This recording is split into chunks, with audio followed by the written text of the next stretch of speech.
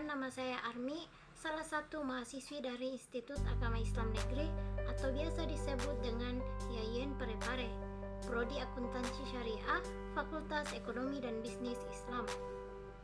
Adapun tujuan saya membuat video ini ialah guna menyelesaikan ujian tengah semester pada mata kuliah Ekonomi Mikro Islam dengan dosen pengampu ialah Bapak Zulkarnain MNC. Kali ini saya akan menjelaskan beberapa topik materi terkait ekonomi mikro Islam. Materi yang pertama, gambaran umum ekonomi. Ekonomi terbagi jadi dua kata, yaitu ekos dan nomos. Ekos sama dengan rumah tangga dan nomos sama dengan aturan atau mengatur. Jadi, ekonomi adalah mengatur rumah tangga. Perbedaan ekonomi mikro dan makro. Mikro adalah bagian ilmu ekonomi yang khusus mempelajari masalah ekonomi yang sifatnya individual dan dalam lingkup kecil, harga perilaku konsumen dan perilaku produsen. Sedangkan makro adalah bagian dari ilmu ekonomi yang khusus mempelajari ekonomi yang sifatnya umum di dalam lingkup besar, contohnya inflasi, masalah bagi semua orang atau umum. Selanjutnya, jenis-jenis kebutuhan ekonomi. Yang pertama, kebutuhan primer. Ialah kebutuhan pokok seperti makanan, minuman, dan pakaian. Yang kedua, kebutuhan sekunder. Ialah barang-barang yang sifatnya pelengkap yang menunjang kebutuhan pokok seperti meja makan, kursi, dan handphone. Yang ketiga, kebutuhan tersier. Ialah apabila kebutuhan primer dan sekunder terpenuhi seperti barang-barang mewah dan liburan. Selanjutnya, konsep ekonomi mikro Islam. Pengertian ekonomi mikro Islam adalah suatu yang di dalamnya terdapat perilaku beberapa individu, baik konsumen, produsen, atau tenaga kerja, yang dalam kegiatan ekonominya selalu diilhami oleh nilai-nilai keislaman. Adapun karakteristik ekonomi mikro Islam, diantaranya karakteristik yang mencirikan ekonomi mikro Islam adalah: 1. Didasarkan aturan agama dan tidak boleh melanggar ketentuan Tuhan. 2. Berpusat pada ketuhanan. 3. Tak bisa dilepaskan dari masalah akidah Islamiyah. 4. Kegiatan ekonomi tidak hanya sebagai usaha mencari kesejahteraan dunia. Yang kelima, mengajarkan setiap pelaku ekonominya bertindak lebih objektif saat terlibat aktiviti. Yang keenam, mengutamakan kepentingan umum, bukan kepentingan pribadi. Dan yang ketujuh, selalu menekankan bahwa harta kekayaan dan sumber daya yang ada di bumi milik Allah Subhanahu wa Ta'ala. Selanjutnya, sistem ekonomi. Pengertian sistem ekonomi. Sistem perekonomian adalah sistem yang digunakan oleh suatu negara untuk mengatur dan mengalokasikan sumber daya jasa dan barang yang dimilikinya berbagai kepada individu maupun organisasi di negara tersebut atau cara acuan negara untuk mencapai kemakmuran. Apa saja faktor ekonomi? Yang pertama, SDA. SDA atau sumber daya alam adalah segala sesuatu yang berasal dari alam dan bisa dimanfaatkan dengan baik oleh manusia untuk keberlangsungan hidup. Yang kedua, SDM. SDM atau sumber daya manusia adalah suatu potensi yang dimiliki oleh setiap orang untuk mewujudkan sesuatu sebagai makhluk sosial. Yang ketiga, modal. Modal adalah sesuatu yang digunakan seseorang atau perusahaan sebagai bekal untuk bekerja, berjuang, dan sebagainya. Dengan demikian, modal adalah semua hal yang dimiliki baik berupa uang, barang, aset lainnya yang dapat dimanfaatkan untuk menghasilkan keuntungan dalam menjalankan usaha. Yang keempat, manajemen. Manajemen adalah ilmu dan seni perencanaan, perorganisasian, pengarahan, serta pengawasan berbagai usaha anggota organisasi. Yang kelima, teknologi. Teknologi. Kemajuan teknologi akan meningkatkan kemampuan produktivitas dunia industri, baik dari aspek teknologi industri maupun pada aspek jenis produksi, investasi dan reinvestasi yang berlangsung secara besar-besaran yang akan semakin meningkatkan produktivitas dunia ekonomi. Yang keenam, politik. Politik ekonomi adalah ilmu sosial yang mempelajari produksi, perdagangan, dan hubungannya dengan hukum dan pemerintah. Ini adalah studi tentang bagaimana teori ekonomi mempengaruhi sistem sosial ekonomi yang berbeda seperti sosialisme dan komunisme bersama dengan perbuatan dan implementasi kebijakan publik. Ada 4 jenis sistem ekonomi. A. Sistem ekonomi kapitalis. B. Sistem ekonomi sosialis. C. Sistem ekonomi campuran. Dan D. Sistem ekonomi Islam. A. Sistem ekonomi kapitalis. Adapun ciri-ciri sistem ekonomi kapitalis: setiap orang bebas memiliki alat-alat produksi, tidak ada campur tangan langsung pemerintah dan kegiatan ekonomi, timbulnya persaingan dalam masyarakat, adanya kebebasan berusaha dan bersaing antar setiap individu. Masyarakat berbagi menjadi 2 golongan. Adapun kelebihan sistem ekonomi kapitalis: 1. Efisien dalam menggunakan sumber daya dan mendistribusikan barang. 2. Setiap individu jadi lebih kreatif untuk dapat bersaing. 3. Pertumbuhan ekonomi yang cepat karena persaingan pasar. 4. Konsumen dapat mengendalikan pasar persaingan harga yang terjadi antar perusahaan. Dan adapun kekurangan sistem ekonomi kapitalis: 1. Bisa munculnya pasar persaingan tidak sempurna. 2. Eksploitasi SDM demi keuntungan sebesar-besarnya. 3. Timbulnya krisis dan merajalelanya kesejahteraan karena pengangguran yang meningkat akibat pihak produsen yang berhenti berproduksi. B. Sistem ekonomi sosialis. Adapun ciri-ciri sistem ekonomi sosialis: semua sumber daya ekonomi dimiliki dan dikuasai oleh negara. Semua kegiatan ekonomi harus diusahakan bersama-sama perusahaan milik negara, sehingga tidak ada perusahaan swasta. Segala keputusan mengenai jumlah dan jenis barang ditentukan oleh pemerintah. Harga-harga dan penyaluran barang dikendalikan oleh negara. Semua warga masyarakat adalah karyawan bagi negara. Adapun kelebihan sistem ekonomi sosialis: 1. Pemerintah bertanggung jawab penuh dalam perekonomian.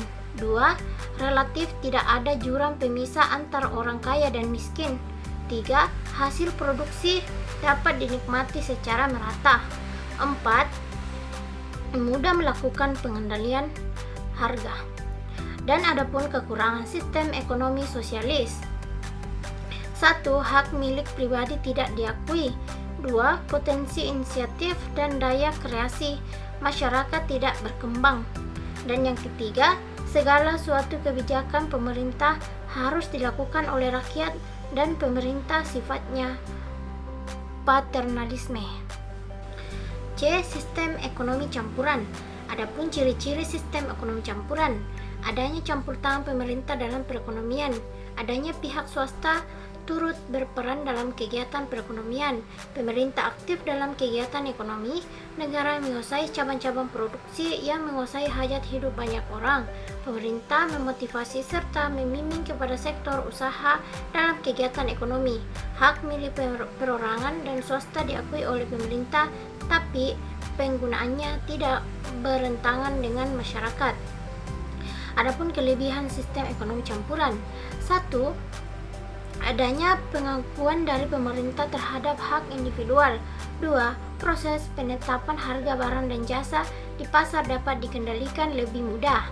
3. Pihak swasta tidak dapat mengeksploitasi sumber daya dengan semena-mena.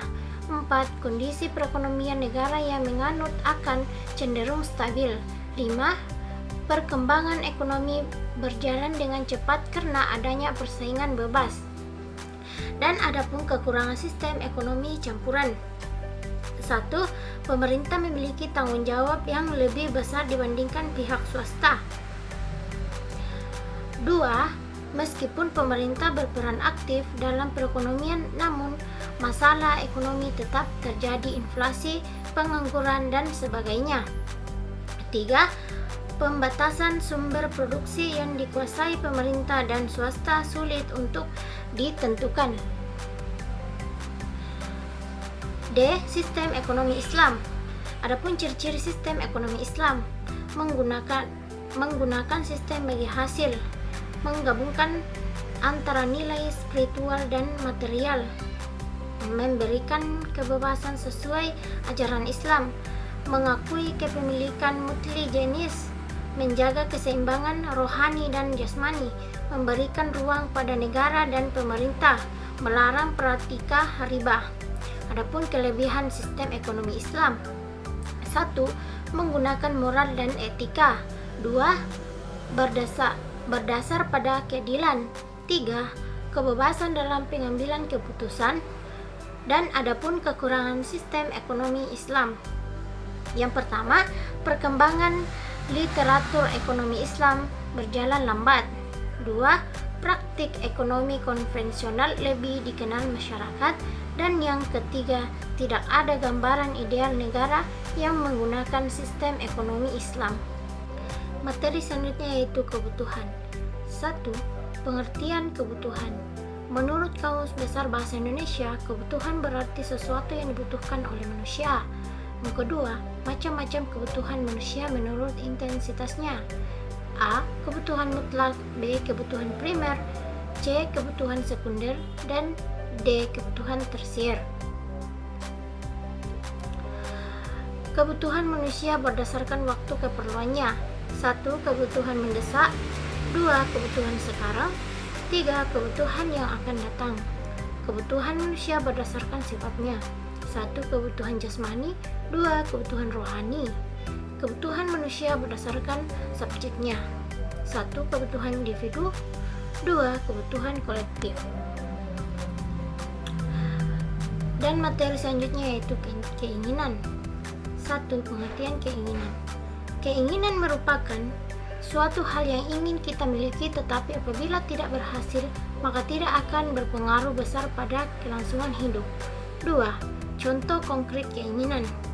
Dalam hal makanan, tidak hanya cukup makanan yang memenuhi kebutuhan gizi dan nutrisi tubuh, namun juga harus enak, lezat, dan banyak yang dapat meningkatkan kepuasan seseorang dalam mengonsumsi makanan. Materi selanjutnya yaitu maslahah. 1. Pengertian maslahah. Maslahah merupakan konsep yang dijadikan sebagai pertimbangan utama dalam menyelesaikan masalah-masalah hukum Islam karena asas yang terkandung dalam maslahah adalah dari maksud objektif hukum. Macam-macam maslahah. 1. Maslahah ditinjau dari segi eksistensinya. 1. Maslahah daruriyah. 2. Maslahah hajiyah. 3. Maslahah tahsiniyah. 1. Maslahah daruriyah, yaitu dunia dan di akhirat. Kemaslahatan seperti ini ada 5, yaitu 1. Memelihara agama. 2. Memelihara jiwa. 3. Memelihara akal. 4. Memelihara keturunan. Dan 5. Memelihara harta. 2. Maslahah hajiyah, yaitu kemaslahatan dalam menyempurnakan kemaslahatan pokok sebelumnya yang berbentuk keringanan untuk mempertahankan dan memelihara kebutuhan mendasar manusia. Misalnya, diperbolehkan jual beli saham atau pesanan, kerja sama dalam pertanian atau muzara'ah dan yang lainnya. 3.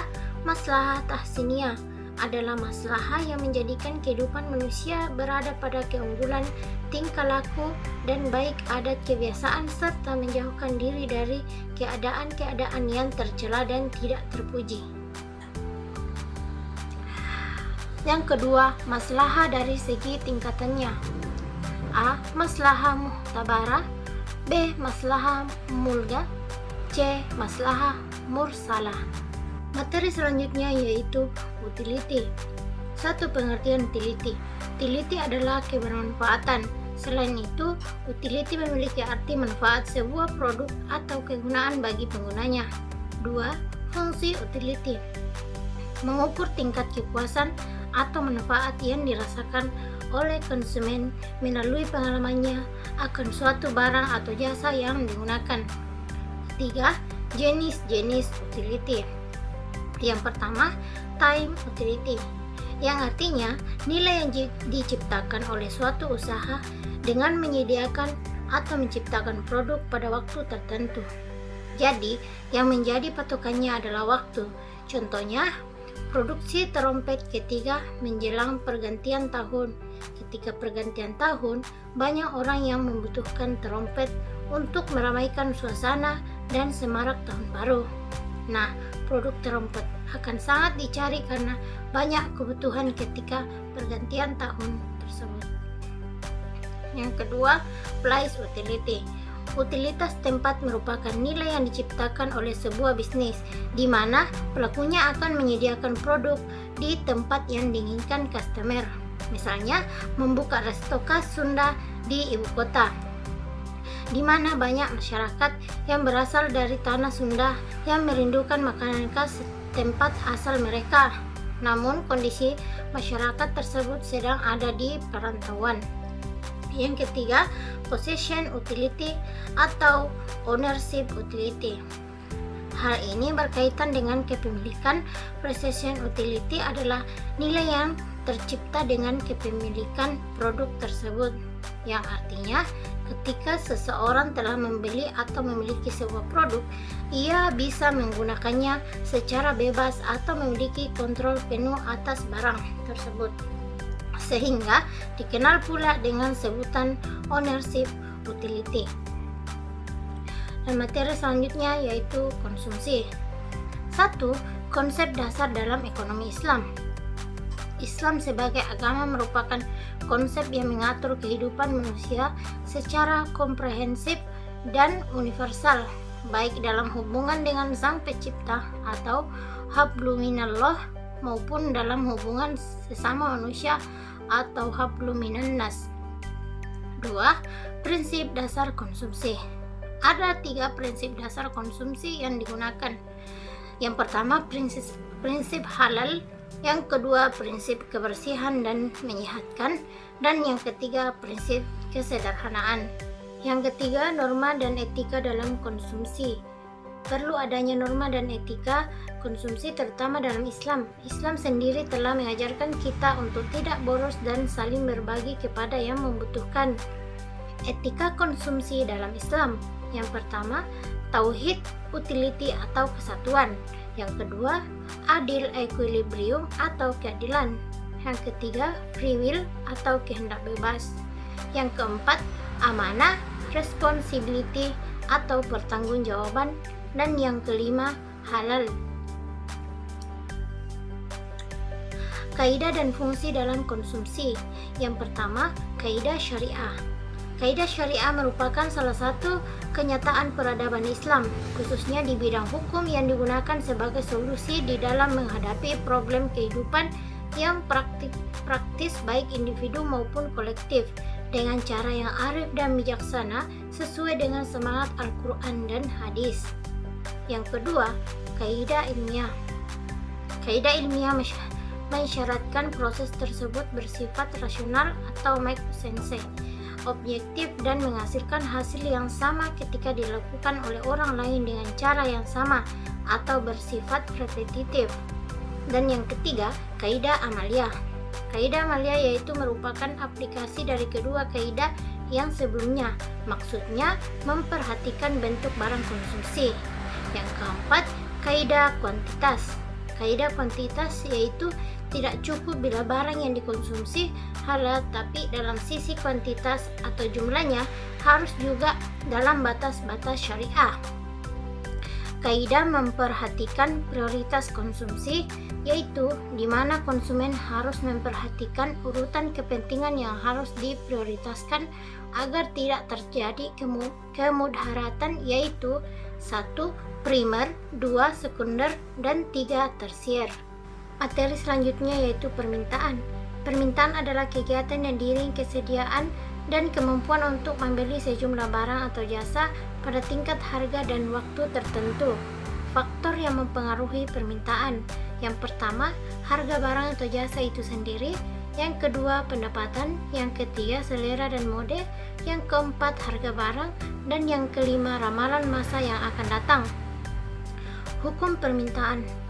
Hukum permintaan menyatakan semakin tinggi harga suatu barang atau jasa, akan semakin kecil jumlah permintaan terhadap barang atau jasa tersebut dan sebaliknya. Materi selanjutnya yaitu produksi.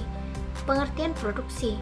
Produksi merupakan kegiatan untuk menghasilkan suatu barang atau jasa. Kegiatan pokok ekonomi produksi dilakukan oleh produsen dalam rangka menghasilkan barang untuk memenuhi kebutuhan konsumen. Tujuan kegiatan produksi: menambahkan kualitas barang atau jasa, memenuhi kebutuhan konsumen, menghasilkan barang atau jasa yang berkualitas tinggi, meningkatkan keuntungan, mengganti barang yang telah rusak atau sudah tidak bisa digunakan lagi. Faktor-faktor dalam kegiatan produksi.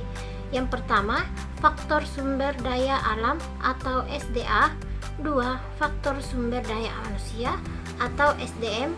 Yang ketiga, faktor sumber daya modal. Yang keempat, faktor kewirausahaan. Dan yang kelima, faktor sumber daya informasi.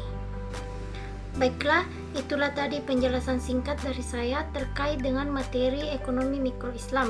Kurang dan lebihnya mohon dimaafkan. Billahi taufiq wal hidayah. Wassalamualaikum warahmatullahi wabarakatuh.